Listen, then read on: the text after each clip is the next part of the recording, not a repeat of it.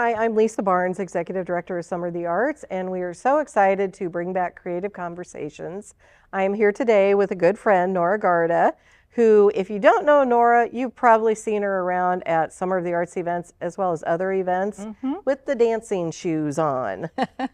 So can you just tell us a little bit about like how you got started in dance, your background in dance, that kind of thing? Sure, yeah. First, thank you for having me. It's really fun to be here on the stage, having a friendly conversation. What can I say? I started dancing before going to school. I was born in Santa Fe, Argentina, and I started dancing when I was 5. Okay. So, and it was just because there was a studio in the neighborhood, and the teacher was very good, and I wanted to dance. And I was very into Spanish dance at the time because, the Spanish dance had the long skirts and the heels. like the ballroom style dance? No, they're more like the flamenco okay. and that kind of dancing because the clothes and the shoes were so great. Yeah. But at that time, the idea was that you needed to do 2 years of ballet before moving into a different style. So I did my 2 years and then I liked it. So I keep going with that. But I went into Spanish dance too. So obviously you've been doing this for a very long time. I've seen you very dance long, Argentine tango and disco and all kinds of different styles. What is your favorite style of dance? Do you have a favorite? I don't know if I have a favorite. I could say that if about dancing with a little technique, it could be modern dance these days because, it's, I don't know, the body moves more freely in a way than if you are doing ballet. But when it comes to social dance, Latin, disco, that I'm a big fan of disco. Yeah. So social is whatever. Well, in modern dance, what's interesting is it tells a story. Yeah. That's a big part of modern or contemporary, that style. Yeah. And, I've seen a lot of performances that you've done in that style. And it's very interesting to me. I actually grew up as a dancer, but ironically enough, my dance studio, you weren't required to do ballet. Every class had ballet, tap, jazz, and acrobatics. And I didn't start, I was a late bloomer. I started in 2nd grade, so I was a little bit later to it. But like when my daughter was taking dance when she was growing up, she was required to have the ballet. But she really liked modern too. That was her favorite style. But then she got into the social dancing too. Yes, and that is a lot of fun. The thing is that usually I'm not very good at following in general. I was going to say, even with Ace? He makes me, yes. He's a strong partner. He knows, and he always say, I need to move fast, or she moves first. So it's that thing. But also, I'm not that into steps that sometimes in ballroom, I understand when you have to teach it to someone who doesn't know anything. You need to do, but I'm not very good at that, maybe because I've been dancing since I was 5 and I didn't, So how long have you been in the United States since you were born in Argentina? Yes. How did you end up here? 1986. Okay. I came here with who is now my ex-husband. He had finished a PhD in Argentina. I had a postdoctoral position in Lehigh University in Bethlehem, Pennsylvania. Okay. So we went there, and I was like, okay, what can I do? So I enrolled into a master's degree in chemistry. Yes.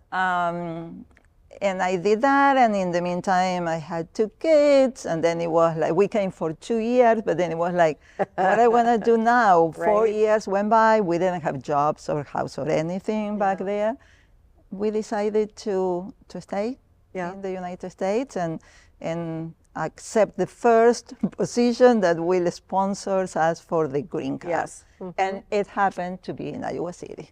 Wow. And I loved it from the moment I came. Yeah, I was kind of the same way. I came here to college and stayed. Yes, where from? Des Moines. Well, but anyway. Iowa born and bred, and I've been here my whole life. Yeah, but Iowa City has something that I don't know. Iowa City especially, I told my mom a long time ago, I said, Des Moines was fine. You know, growing up in Des Moines was fine. I was anxious to leave. I actually really like Des Moines now. But I said Iowa City is my home. It's where I became an adult. It's where I, you know, started my career, where I got settled. And she loved it so much. She'd been in Florida for 20 years, and then she retired and she moved up here. And spent the last 20 years of her life in Iowa City and just absolutely loved it.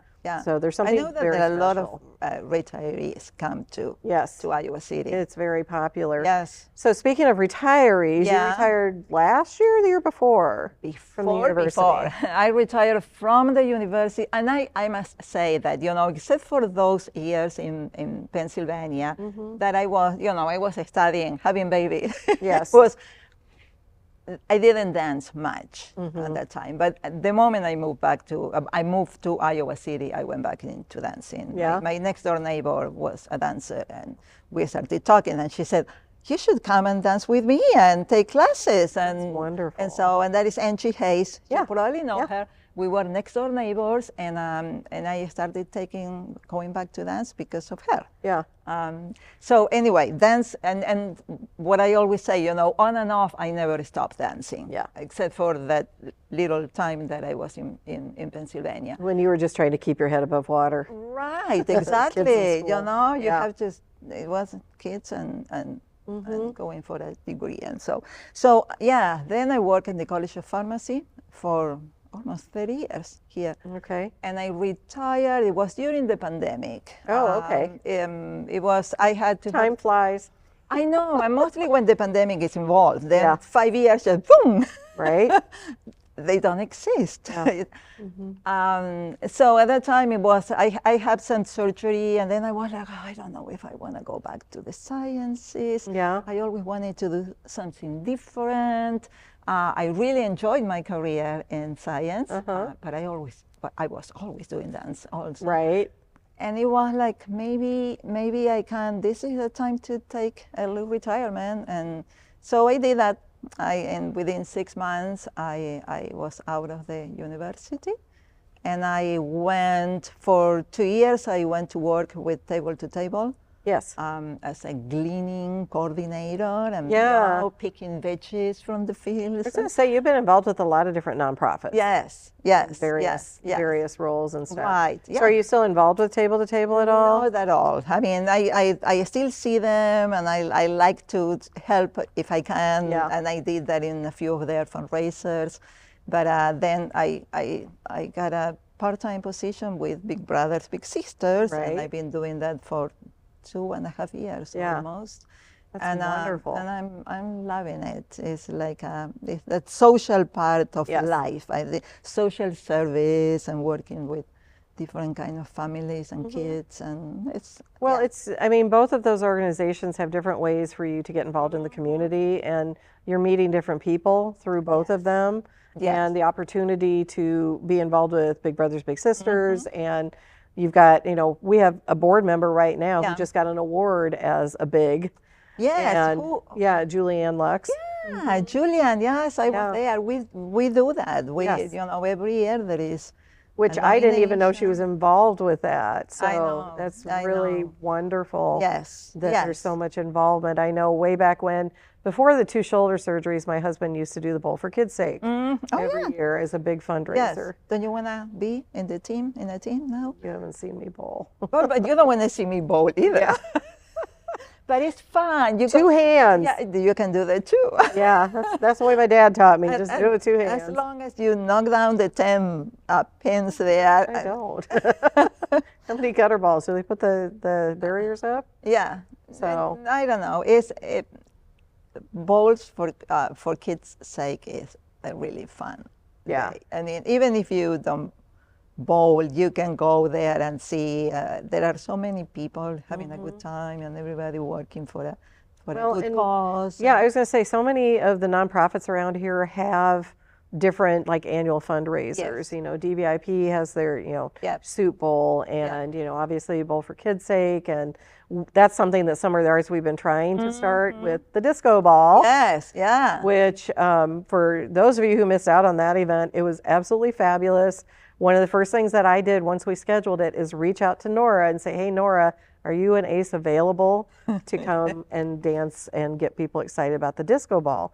And that was actually because of the last time we did Sand in the City, and we had Ace teaching disco to the crowd. And I had all kinds of fun pictures. It was a wonderful time. And that is actually something that we did for more than 10 years in the junior high schools. Oh, I didn't realize that. We did mostly. We were very constant, with Southeast Junior High. Okay. Because we had all the support from the principal and the PE teachers. So we taught disco during PE.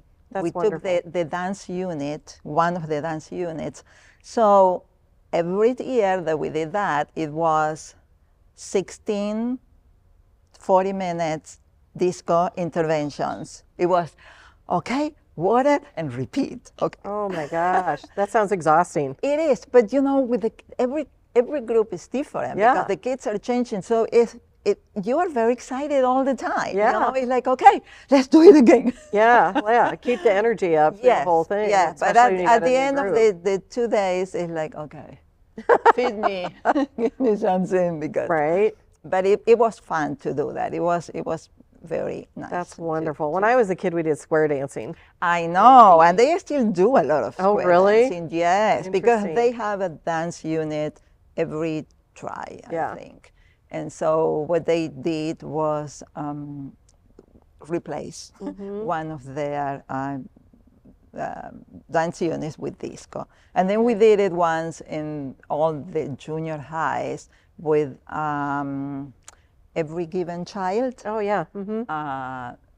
They reached out because they were trying to expose second graders and seventh graders to art experiences. And they have heard about disco in Southeast. And we said, okay. So we did it in all the junior highs, That's junior awesome. highs. We went to North Liberty also. So it all kind of comes back to just the joy of movement. Yeah. Getting kids moving. Yeah. As someone who is way too sedentary anymore, you know, I understand the idea behind it. And for me, like when I used to dance, it was about the music and how the music makes you feel and how you move to the music. And that was something that, you know, I personally really enjoyed when I was a dancer. And then I made the mistake of, you know, quitting for a long time, went back in my mid-40s and felt like I was embarrassing myself because I wasn't the same as when I was 20, you know, it wasn't the same thing. But I always say, you know, one of the most exciting things that ever happened to me when I was at the University of Iowa was when they brought in Gene Kelly to a football game, and I was one of the 200 people dancing in our yellow slickers to Dancing in the Rain, and then Gene Kelly came out. And that was just such an amazing experience. Of course. To be able to say, yes, I saw him. Yeah. Short. I saw him. He was like my height. Wow. Yeah, that was really cool. That is an experience. Yeah. That was really an awesome experience. And, you know, the only time I was ever on Kinnick Stadium field for something. So it's a lot different than a stage, that's for sure.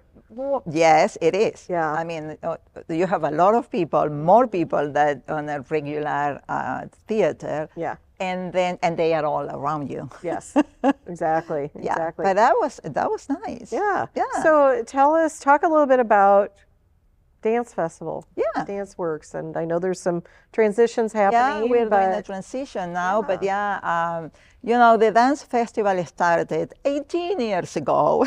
I was trying to remember. 2007.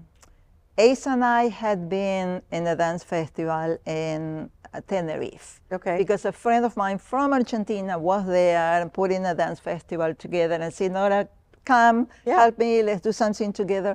So we went to perform and to help with the organization. And Ace had this idea of a festival for quite some time. And after being there, I was like, we need to do this in Iowa City. Yeah. We need to do a dance festival in Iowa City. So we came, that was October. We started talking to people, and in April, we were having our first festival that was 3 days. Wow. We were we were doing it grand. And we brought the group from Tenerife. Okay. At that time. So, and that was, we did it, the closing evening was at the rec center. Yeah, we provide the sound equipment. Yes, you provided the sound. We got the bleachers, and we had people and dancers, and there were no curtains, no formal stage, and I think it was great. And I think also because it was the first one, it brought together so many people that had been dancing for a long time in Iowa City and the surrounding area, because there were people from Des Moines, there were people from Ames, people from the Quad Cities. The instructors that were having studios at the time, they all came together. Yeah. And I remember going after the festival, after the different things, for dinner or drinks, and it was all these people having these great conversations, and it was amazing. So it was like, okay, we are doing this again. Yeah. And then, we changed the format a few times because people get bored of the same thing, mostly the audience. And so we did a lot of outdoor performances. That were the first 10 years, maybe. At least there was one performance in the Pet Mall or the Old Capitol Center, places like that. And we did it at CCPA, we did it here. It was changing. We needed to change because, the audience in Iowa City is always the same. They're always looking for something new. And they are always, exactly, and the groups are the same. I mean, the groups that do dance in Iowa. So we were getting comments from people saying, well, I've been there the past 2 years. Maybe I will not go this time. Right. Say, okay, what are we? So we started adding performers coming from different states, people who we knew and it kept evolving. And sometimes we went back to, okay, let's do something on the streets again. But the thing is that, I've been doing this for 18 years, and I need someone else to do it. It's like I'm losing the excitement, and that is not fair to the festival. It's like, okay, fundraising again. Okay, let's go. Okay, another meeting. Bringing in new blood is not a bad thing. Right. Well, and obviously Eloy isn't exactly new blood. It's new, but it's not new blood. It's true. I mean, and he's been dancing all his life. This is what he wants to do. It's his life, his career, his job. Yeah. He's been co-directing the festival for the past 6 years. And when in 2024, I said, okay, if nobody takes the direction of the festival, it's not going to happen. And it was in December, like in November, that he said, no, we need to do something. Yeah. And he kind of was in charge of doing it. And it was very nice and very successful on a Saturday afternoon at Space Place. Yep. And that was when I was like, you know what? He can do it. Yeah. He can do it without me. I can help in the background. Yeah, there you go. He still got you as a resource. Exactly. But I don't have to do the work if I decide that I'm going to go on vacation the week before the festival, that kind of thing. That should be a pretty smooth transition. It's going to be absolutely, because he knows how it works. And we have the person who is doing websites and social media is the same person. It's been the same for the past few years, and she will continue. And some people will stay and help in the organization. I'm sure. And he's reaching out, and I mean, he has access to a different audience also that has to do with university alumni who are working in other areas. So he will bring new people to the picture, and I think that's important. Yeah. Very important. Change is good. And I wanted to, I remember many years ago talking to you and saying, Lisa, don't maybe Summer of the Arts wants to. But it's a completely different game. Yeah. Yeah. Well, we have tried, we continue to try, especially with the Iowa Arts Festival, to incorporate different things. Yes. You know, we've been working past couple of years with the Iowa City Flute Authority. Yeah. Something totally different. We had the Old Capitol Chorus last year at Arts Fest. You know, we've had a variety of dance groups. Yes. And so, you know, we're always happy to help promote those opportunities. And if there is a logical way to incorporate it, as you know, having performed at Arts Fest on the Pub Hall stage, it's worked out really well when you can have something going on the stage and then the next performance is in front of the stage. You know, for many, many years we brought Quad City Ballet Folklorico over for Arts Fest. And like the year we had you doing the Argentine Tango, you had a whole group of people that were doing that. And it's just a fun way to give people that opportunity close up to see how amazing and how much fun it is. Yes, how much fun. And as I said the last time, there is so much talent in Iowa City. And it's so good when people bring in particular dance, because dance is more like people who have not been exposed are a little like afraid. I mean, what if I go and it's 2 hours long and I don't like it? Or what if they make me get up and you know, there are a lot of myths that are around. And so bringing dance to the community and just instead of asking people to go and pay a ticket to go to the theater, say, okay, we're going to be in your face today. And people like it, you know, the people engaged in those things. You know, we've had performances at the Friday Night Concert Series of like Dandelion Stompers or Sweetie and the Toothaches, where the local swing club is out there and they're all dancing. And it's just, again, it's a great opportunity for the community. And obviously people dance to other performers as well. But those are the ones that are more the dancing swing dance. But, you know, you can get up there and sway to the music. That's fine. Just move to it. Enjoy it. Right. And that is the other thing. You don't need to be a trained dancer to go and move.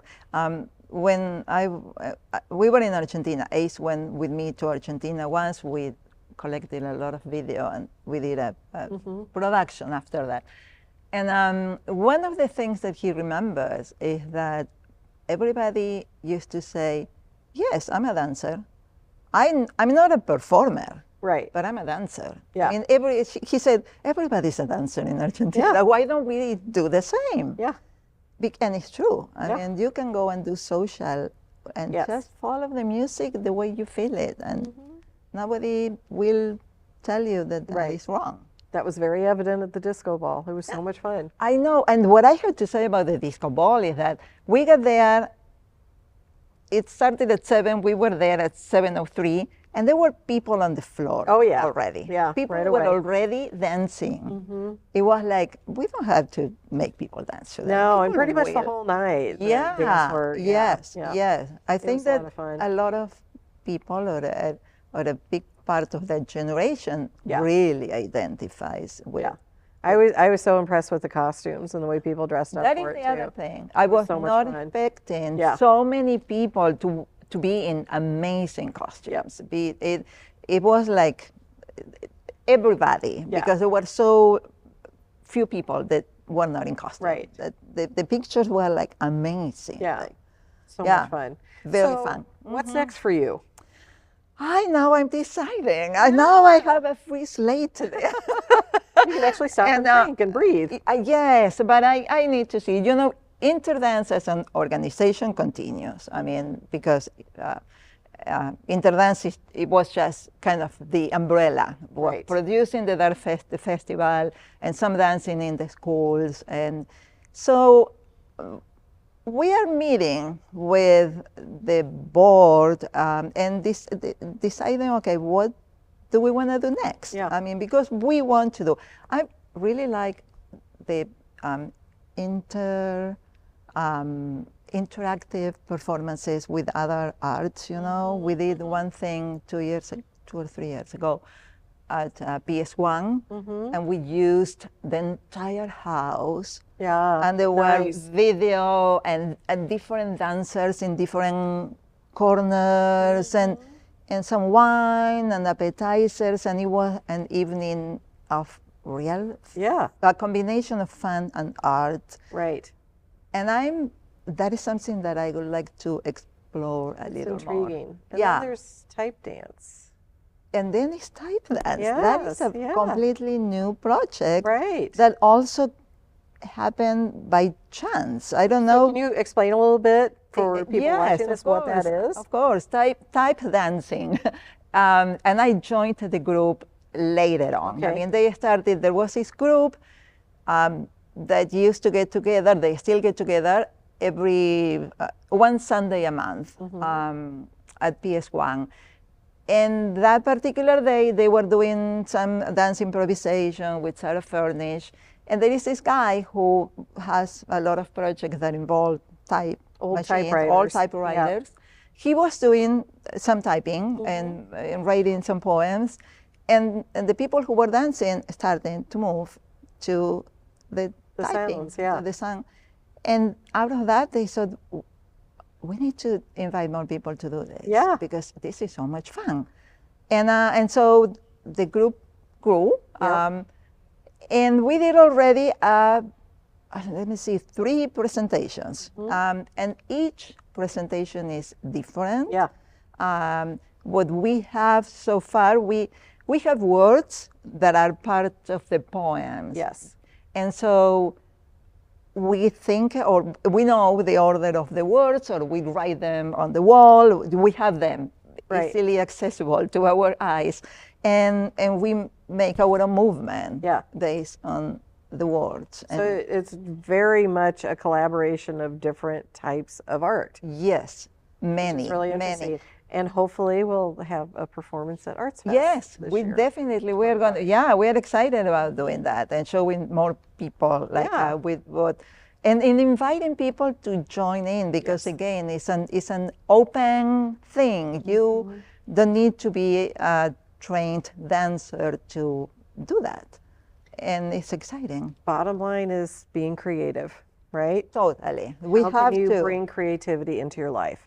All the time, all the time. You know, even in a regular job like Big Brothers, Big Sisters, we have events for the matches. And being creative about doing something different so it's more fun or it's just different than the last one or different from the one that we did last year.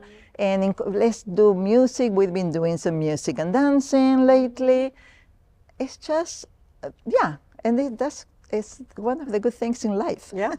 Being creative and being surrounded by people who are creative. Yes. That you feel like sometimes your ideas that you think might be crazy ideas are very welcomed. It's like, wait a minute, that could be fun. Let's do that. Yeah, exactly. Yes. Well, thank you so much for your time and sharing all of this. So, lots of stuff coming up. Obviously, type lots dancing of things. Yes. At Arts Fest we're planning on. Yes. And we're going to do another disco ball. We talked about maybe a focus on Motown. So that too. That could be a lot of fun. Yes. You're going to see Nora Garda out and about, I'm sure. We are going to be there dancing. We are going to be there having a good time. Wonderful. And I think, for me, that's probably bottom line. Get out and move and have fun. All the time. I mean, why not? Thank you so much, Nora. Thank you for having me. This is great.